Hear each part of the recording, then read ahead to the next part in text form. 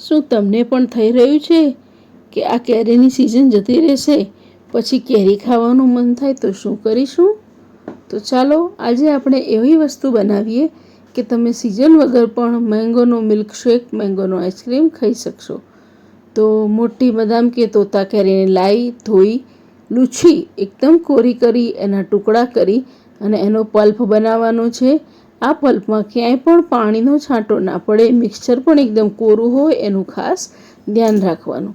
બધી જ કેરીનો આ રીતે પલ્પ કાઢવાનો છે અને બને ત્યાં સુધી બધી ગળી કેરી લેવાની. જો ખાટી હોય તો તમારે ખાંડનો ઉપયોગ વધારે કરવો પડશે. હવે તમારે વાટકીથી માપી અને આ પલ્પને એક મોટા વાસણમાં કાઢવાનો છે. અહીં 4 વાટકી પલ્પમાં મેં 3 વાટકી ખાંડ નાખી છે.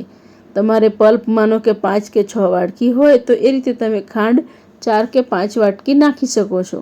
જો કેરી થોડીક ખાટી આવી હોય તો પલ્પ જેટલો થાય એટલી જ ખાંડ નાખવાની. અહીં ગોળ, સાકર કે બીજી કોઈ જ વસ્તુ નાખવાની નથી.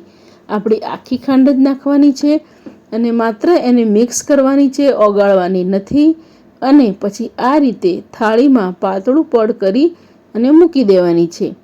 એને છાંયે જ રાખવાની છે, પંખા નીચે રાખવાની છે અને દિવસમાં 2 વખત સવારે અને સાંજે આ રીતે હલાવી અને ફરી પાછી થાળીમાં પહોળી કરી દેવાની. અહીં 10થી 12 કલાક પછી થોડીક સુકાઈ છે. આ તમે જોઈ શકો છો કે ખાલી ઉપરનું પડ સુકાયું છે. હવે એને કાલે સવારે ફરીથી આપણે પલટાવવાની છે. તો જુઓ, આ એક રાત રાખ્યા પછી ફરી આ રીતે ઉપરનું પડ થોડુંક ગીલું છે અને નીચેનું ડ્રાય થઈ ગયું છે. તો ધીમે ધીમે આ રીતે 6 દિવસ કે 7 દિવસ લાગશે. તમારે સાચવી અને બંને ટાઈમ એને ઉખાડવાની છે.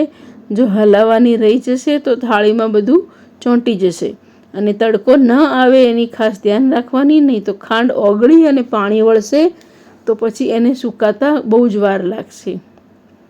બીજું, માખી, મચ્છર કે ડસ્ટ ના આવે એના માટે તમે ઉપર મચ્છરજાળીની શીટ ઢાંકી શકો છો. જો આપ જોઈ શકો છો કે 6 દિવસ પછી આ એકદમ ડ્રાય, તમને એમ લાગે કે ગોળ છે પણ આ કેરીનું મિક્સચર તૈયાર થઈ ગયું છે. હવે આપણે એને મિક્સરમાં દળવાનું છે. દળતી વખતે નાની જાળીમાં લેવાનું છે એટલે એકદમ ઝીણું દળાય. મિક્સચર એકદમ સાફ અને કોરું રાખવાનું છે અને આ બધો જ પાવડર આપણે તૈયાર કરવાનો છે. તો આ રીતે તૈયાર કરેલો પાવડર તમે રબડી, મિલ્કશેક કે આઈસ્ક્રીમમાં વાપરી શકો છો. તો અહીં બધો જ પાવડર દળ્યા પછી તેને ઝીણી ચાળણીથી ચાળી દેવાનો છે. તો આપ જોઈ શકો છો કે અહીં મેંગોનો પાવડર તૈયાર થઈ ગયો છે. તો હવે તમે સિઝન વગર પણ કેરી ખાઈ શકશો. તો ચમચીથી હલાવી અને ઘસીને આ બધો પાવડર આપણે ચાળી દઈશું.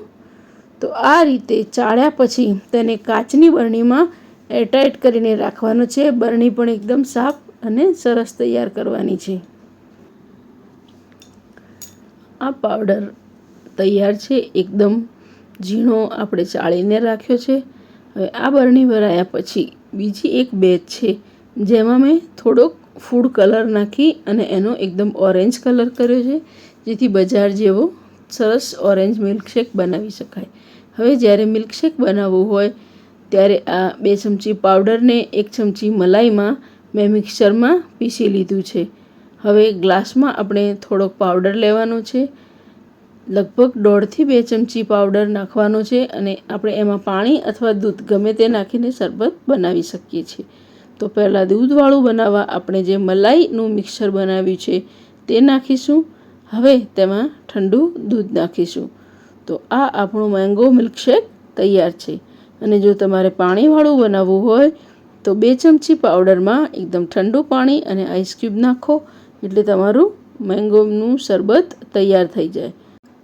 તો સિઝન પૂરી થાય એ પહેલાં ઝડપથી બનાવી લેજો.